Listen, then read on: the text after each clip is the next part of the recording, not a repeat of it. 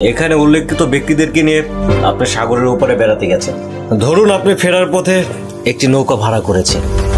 মাঝপথে আসার পর নৌকাটা ডুবো ডুবো অবস্থা। মাঝি চিৎকার করে বলছেন, ম্যাম যাত্রী কমাতে হবে, যাত্রী কমাতে হবে।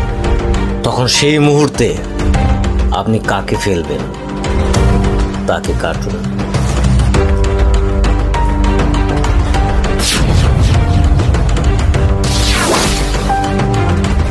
অবলীলায় তাদের হত্যা করলেন কেন? স্যার, বন্ধু বান্ধব, আত্মীয় স্বজন, প্রতিবেশী এরা কখনো দুঃসময়ে আমার পাশে থাকবে না। এরা তো দুধের মাছি। Right right. মাঝি আবারও চিৎকার করে বলছেন, যাত্রী আরো কমাতে হবে। সেই মুহূর্তে আপনি কাকে ফেলবেন? স্যার, এরা তো সবাই আমার আপনজন। আমি কেমন করে এদেরকে মৃত্যুর মুখে ঠেলে দিব? উপায় নেই, লোক কমাতেই হবে।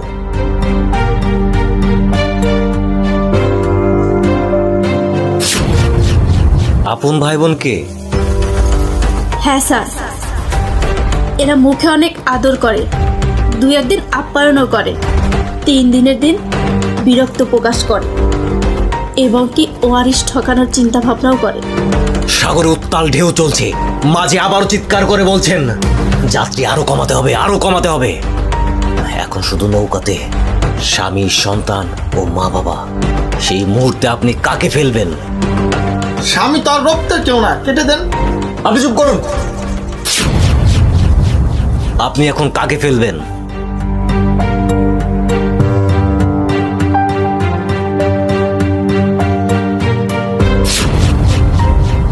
মা বাবাকে?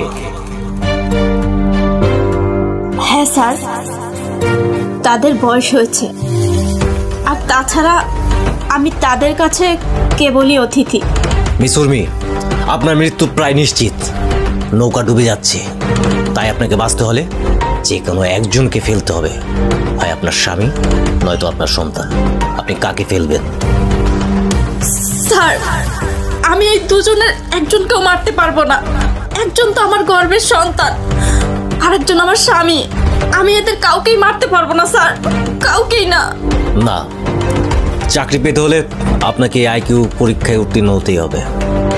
স্বামী কিংবা সন্তান, যে কোনো একজনকে আপনাকে মারতেই হবে। না স্যার, আমি পারবো না। আপনি এই প্রশ্ন বন্ধ করুন, বিনিময়ে আপনি আরো 10টা প্রশ্ন করুন। স্যার প্লিজ এই প্রশ্ন বাদ দেন, আমি পারবো না স্যার। না, আমি 1 থেকে 3 পর্যন্ত গুনবো, তার মধ্যে একজনকে আপনাকে ফেলতে হবে। 1, 2। আপনি সন্তানকে মেরে স্বামীকে বাঁচালেন? হ্যাঁ, সন্তানরা তাদের বিয়ের পরে হয়তোবা আমাকে ছেড়ে চলে যাবে, কিন্তু এই স্বামী নামক মানুষটি শত সুখ দুঃখের মাঝে দিয়েও জীবনের শেষ বেলা পর্যন্ত আমার পাশে থাকবে।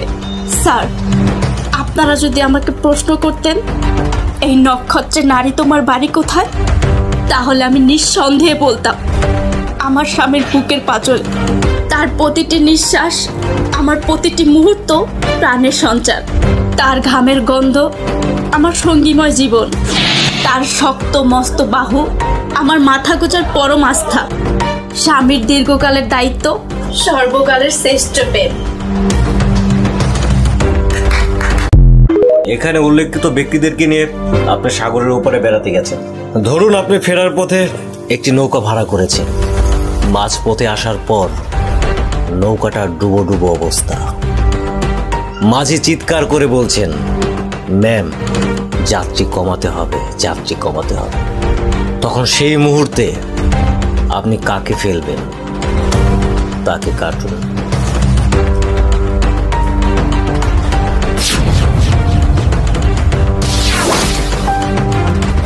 অবলীলায় তাদের হত্যা করলেন কেন?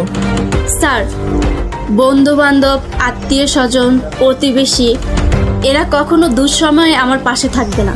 এরা তো দুধের মাছি। Right right.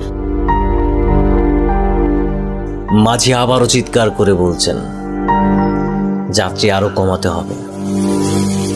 সেই মুহূর্তে আপনি কাকে ফেলবেন? স্যার, এরা তো সবাই আমার আপনজন। আমি কেমন করে এদেরকে মৃত্যুর মুখে ঠেলে দিব? উপায় নেই, লোক কমাতেই হবে।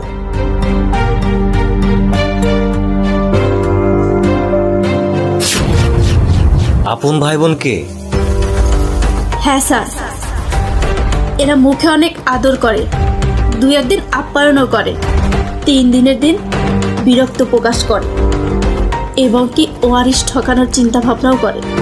সাগরে উত্তাল ঢেউ চলছে, মাঝে আবারও চিৎকার করে বলছেন যাত্রী আরো কমাতে হবে, আরো কমাতে হবে।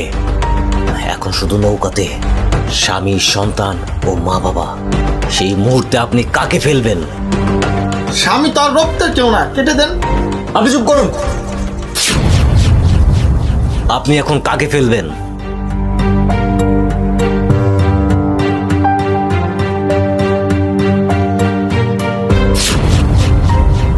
মা বাবাকে?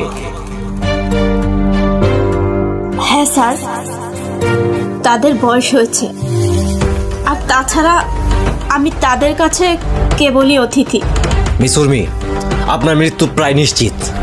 নৌকা ডুবে যাচ্ছে, তাই আপনাকে বাঁচতে হলে যে কোনো একজনকে ফেলতে হবে, হয় আপনার স্বামী নয়তো আপনার সন্তান। আপনি কাকে ফেলবেন?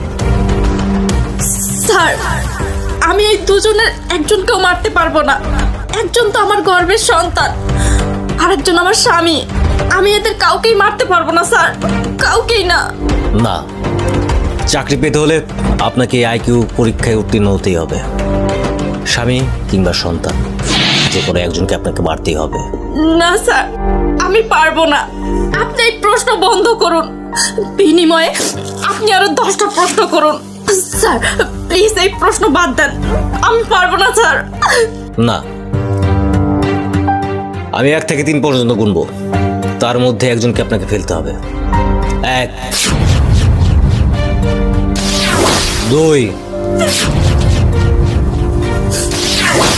আপনি সন্তানকে মেরে স্বামীকে বাঁচালেন? হ্যাঁ